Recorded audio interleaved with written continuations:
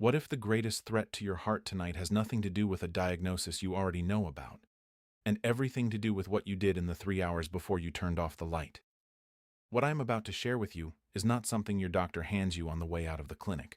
This is the information that lives in the gap between what medicine knows and what medicine actually tells you. And for millions of people over the age of 60, that gap is costing them their lives. I want to tell you about a man I will call Raymond. He was 72 years old, a retired accountant from Cincinnati who took pride in his garden and never missed his grandchildren's school events. By every visible measure, Raymond was doing well. He was not on a long list of medications. He had no chest pain. He showed none of the dramatic warning signs we are all taught to watch for. He went to bed one evening the way he had thousands of times before, feeling completely ordinary. And when his wife reached over the next morning, Raymond was already gone. A massive cardiac event had taken him silently in the night, without a single warning, without a single moment for anyone to intervene. When I looked back at the months leading up to that morning, what I found changed the way I look at bedtime habits permanently. Raymond had not been undone by one catastrophic thing. He had been undone slowly, quietly, by a small collection of habits that seemed entirely harmless, the kind of things most of us do every single evening without a second thought. Here is what you need to understand before we go any further. The most dangerous health risks are never the ones that announce themselves loudly. They are the ones that creep in through the ordinary, through the routines you no longer even notice because you have been doing them for 20 years. They hide behind familiarity. They are protected by the very fact that you have survived them before. And that is exactly what makes them so dangerous for adults in their 60s, 70s, and 80s, because the body can absorb damage quietly for a very long time before it cannot. A major study published in the European Heart Journal followed more than 84,000 adults between the ages of 60 and 80 for 9 years. What those researchers found should make every person in that age group stop and listen very carefully. People who followed a specific set of nighttime habits had a 67% higher risk of dying from a heart-related problem during sleep compared to those who made simple adjustments to their evening routine. 67%. That is not a rounding error. That is not a statistical footnote. That is the difference between waking up tomorrow and not waking up at all. I know what some of you are thinking. You feel fine. You sleep reasonably well. This probably does not apply to you. And I say this with all the care and directness I can offer. That is exactly the kind of thinking that costs lives. The body does not always send a warning before it breaks. Sometimes it simply breaks.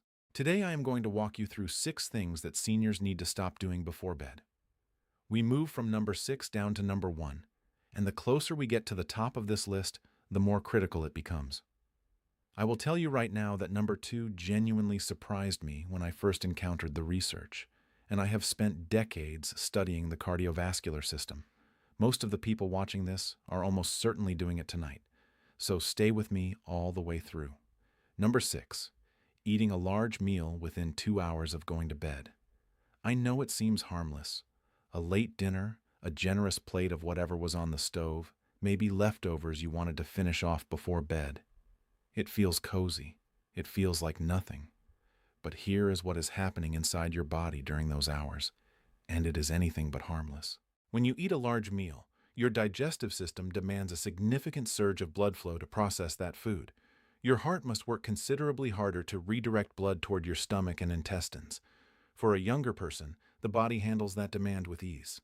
But researchers at the University of São Paulo found that in adults over 65, the cardiovascular stress that follows a large meal raises blood pressure by an average of 22 points and keeps the heart rate elevated for up to 3 full hours afterward.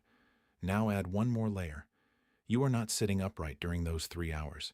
You are lying flat, fully unconscious, in the most vulnerable state your body enters each day. Your heart is working harder than it should be. Your blood pressure is elevated, and you have no idea it is happening.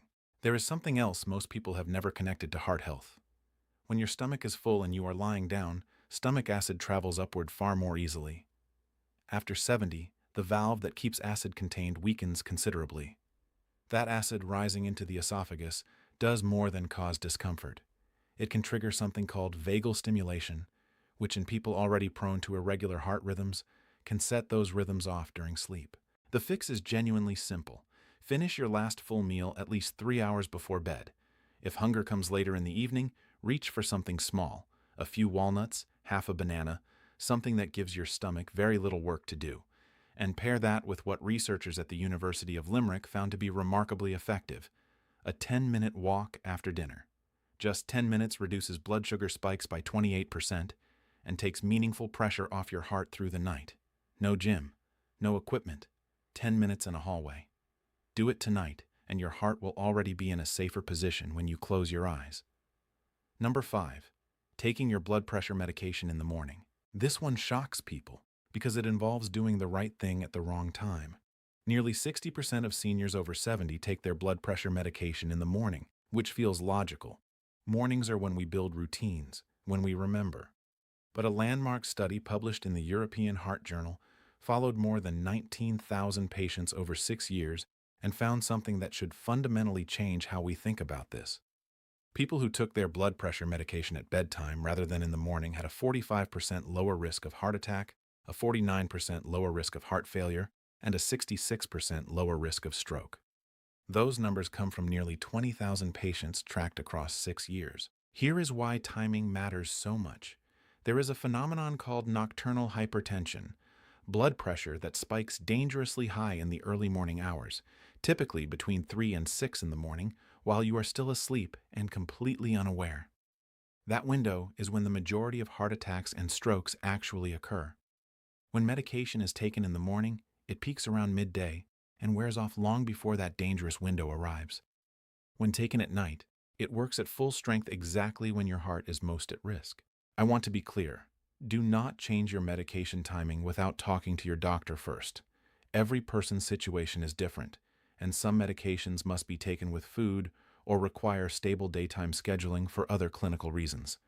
But take this information with you to your next appointment. Write it down if you need to. Ask specifically about nighttime dosing and what the research shows for your particular medication. This is your health, and you are entitled to ask these questions. A conversation that takes 5 minutes could produce a result that changes your risk profile for the rest of your life. Number 4. Going to bed dehydrated. This is one of the most consistently underestimated risks I see in older adults, and the painful irony at its center is that most seniors create this risk deliberately.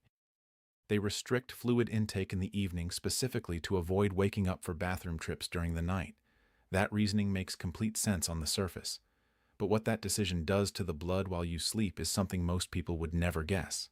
As we age, the kidneys become less efficient at concentrating urine, and the brain's internal thirst signal weakens somewhere around age 60. Research from the University of Connecticut found that older adults can be significantly dehydrated without ever feeling thirsty. They genuinely do not feel the warning. So by the time you lie down, already mildly dehydrated from an afternoon of restricted fluids, your blood has begun to thicken. Think about the difference between water moving through a pipe and something thick and viscous like honey moving through that same pipe. Thick blood is far harder for the heart to pump. It moves more slowly through your vessels, and it forms clots far more easily.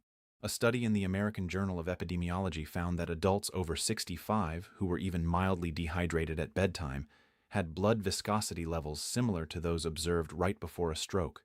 Not severely dehydrated, mildly. The solution is not to drink a large glass of water immediately before bed.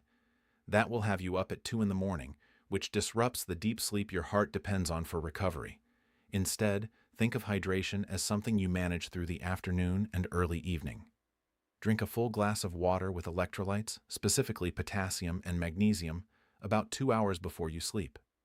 Small foods naturally rich in potassium, a few dried apricots, a slice of banana, or a small handful of pumpkin seeds in the late afternoon, help maintain your hydration levels through the night without overfilling your bladder at the wrong moment.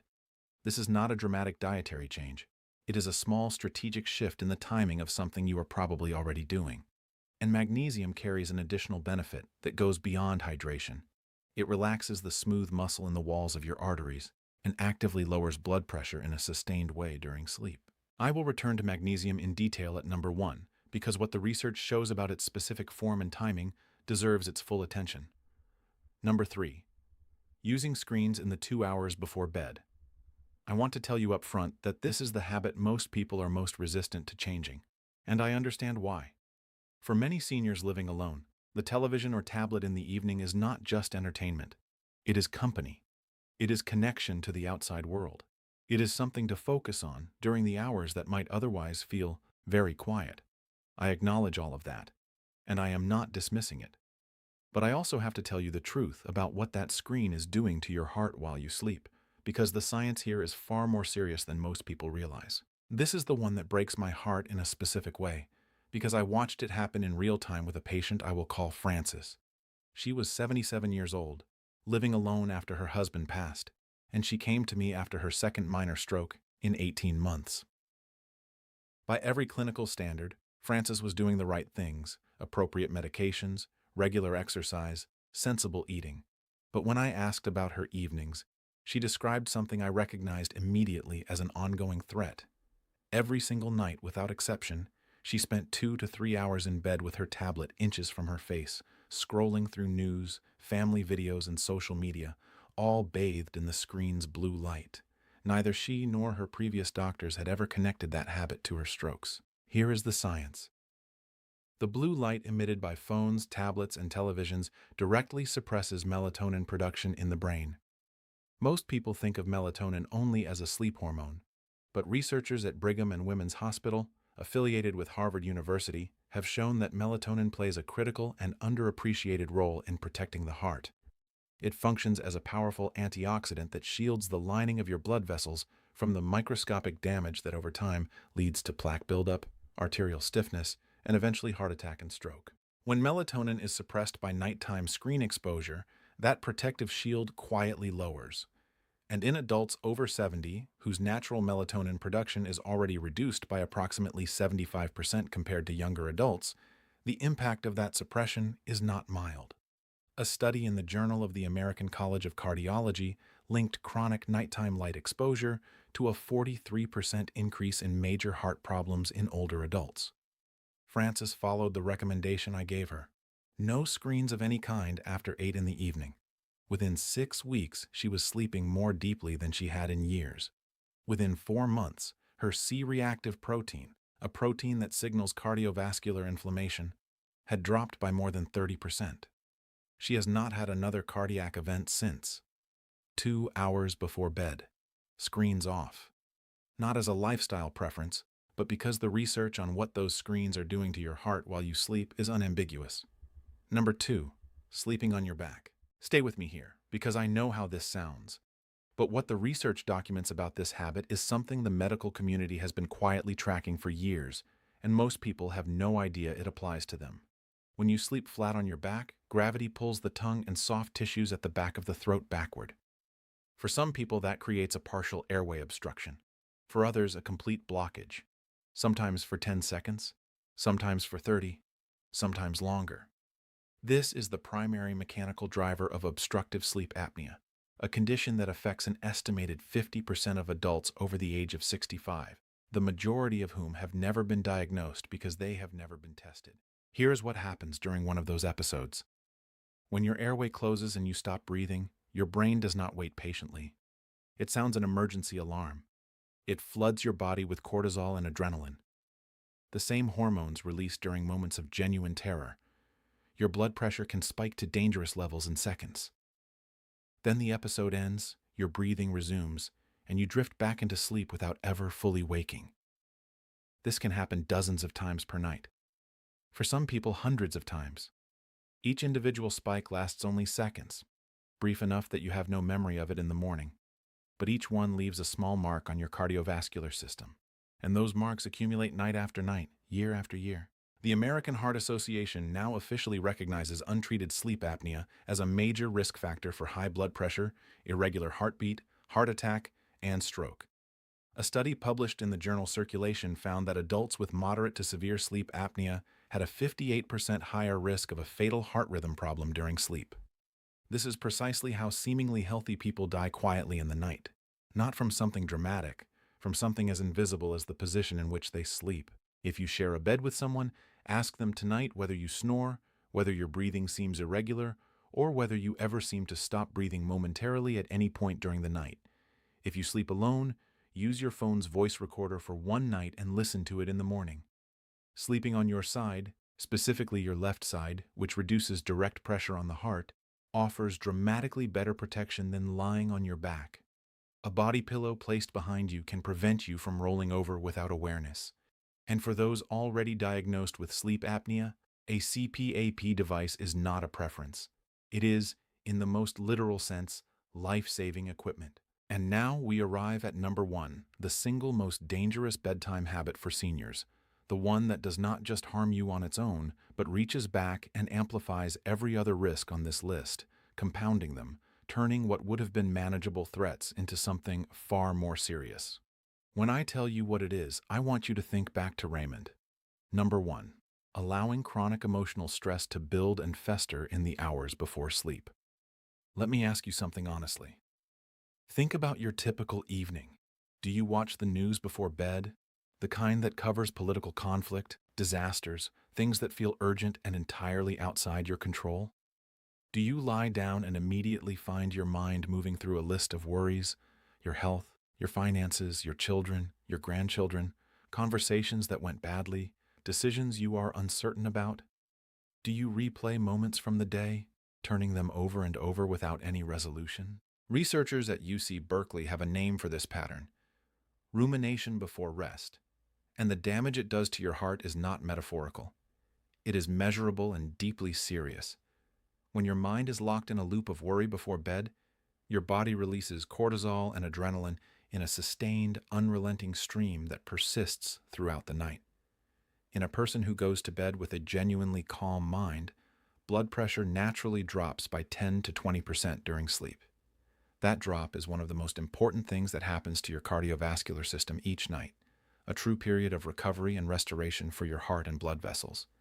But in people who carry chronic evening stress into bed, that natural dip is disrupted or prevented entirely. The heart never gets its recovery time. Night after night, it stays under pressure, working through what should have been its rest. A 20-year study conducted by the American Heart Association in collaboration with Johns Hopkins found that adults who reported chronic nighttime worry and high levels of evening stress had a 72% higher lifetime risk of fatal cardiac events compared to peers who went to bed with lower evening stress levels. And after age 70, when the body's ability to regulate cortisol is already reduced by roughly 40%, the accumulation becomes even more dangerous, because the system designed to bring those hormone levels back down simply cannot do it as efficiently as it once could. This was what ran through Raymond's story: the late meals, the mild dehydration from avoiding fluids at night, the way he slept, and underneath all of it, a man who lay awake every night quietly worrying about his finances, his adult children, the future, without ever telling anyone how heavy that weight had become. His heart never received the recovery it needed, not once in those final months. And one night, the accumulation became too much. I am telling you this not to frighten you, but because I have watched this story repeat itself too many times, and every time I think about how preventable it was. The solution is not complicated, but it must be intentional, because the world around you in the evening is specifically designed to keep your nervous system activated. The news is designed to keep you worried. Your own mind, without direction, will default to rehearsing problems. So you have to create a deliberate counterforce, and it takes only 30 minutes. Begin your wind down 30 minutes before sleep. Turn off every screen, every notification. Then, either on paper or quietly in your mind, identify 3 specific things that went well during the day. They do not have to be significant. Research from UC Berkeley's Greater Good Science Center has shown that this single act measurably lowers cortisol within 20 minutes. Not as a mood exercise, but as a documented physiological response. Then practice what is known as 4-7-8 breathing. Inhale for 4 counts. Hold for 7. Exhale fully for 8. Repeat 4 times. This pattern directly activates your parasympathetic nervous system, the branch responsible for calm, for recovery, for bringing your heart rate and blood pressure down to their protective nighttime levels. It is not a relaxation trick. It is a physiological lever, and the research behind it is clear. Studies published in the International Journal of Psychophysiology found that slow, extended exhalation breathing reduces systolic blood pressure by an average of 7 points in adults who practice it consistently before sleep. 7 points of blood pressure reduction from a breathing exercise that costs nothing and takes under 3 minutes. If prayer or meditation is part of your life, this is when it carries its greatest cardiovascular benefit, not only as a spiritual practice, but as something that measurably changes what is happening inside your arteries while you rest. And then there is magnesium glycinate. I mentioned it earlier in connection with hydration, and it deserves its full attention here. Magnesium glycinate, taken at 200 to 400 milligrams about 30 minutes before bed, is one of the most well-researched and consistently effective interventions for nighttime cardiovascular protection in older adults. This specific form crosses into the brain, where it directly calms the nervous system and reduces stress hormone output. Simultaneously, it relaxes the smooth muscle tissue in the walls of your blood vessels, gently lowering blood pressure in a sustained way through the night. Studies published through the National Institutes of Health show that magnesium glycinate reduces nighttime cortisol and improves sleep quality in adults over 65 by up to 39%. That is not a slight improvement, and this is not a pharmaceutical intervention with a long list of side effects. It is a mineral your body was designed to use, one that the majority of older adults are significantly deficient in without knowing it. I want to close with something I say to every patient I sit across from, regardless of their age or what they have already been through. It is never too late. Not as encouragement, as biological fact. The human body, even at 75, even at 80, retains a scientifically documented capacity to heal and adapt when we remove the things that are harming it and replace them with things that support it. The cardiovascular system is not static. It responds. It recovers. The choices you make tonight will have a measurable effect on what your heart does while you sleep. Stop eating large meals within 2 hours of bed. Ask your doctor about the timing of your blood pressure medication. Stay hydrated with the right nutrients through the evening. Turn off your screens 2 hours before sleep. Protect your sleeping position and treat the hours before sleep as what they actually are, the most important cardiovascular protection window of your entire day. None of this requires a prescription, a procedure, or a specialist referral. It does not require an expensive supplement stack or a completely overhauled lifestyle. It requires intention, and it requires the understanding that what you do in those quiet evening hours carries more cardiovascular weight than almost anything else you do all day. Your body spends roughly a third of its life in sleep. What happens during that time, and what you do in the hours that lead into it, shapes your heart health in ways that most people never consider and most doctors never discuss. Raymond mattered. Francis mattered. Every person who watches this and changes even one of these habits matters. And the people who love you need you to take this seriously, not because they said so, but because the research says so, clearly and repeatedly. Tonight can be different. Tonight you can give your heart what it has been waiting for. The rest it actually needs to keep beating for everything that still lies ahead of you.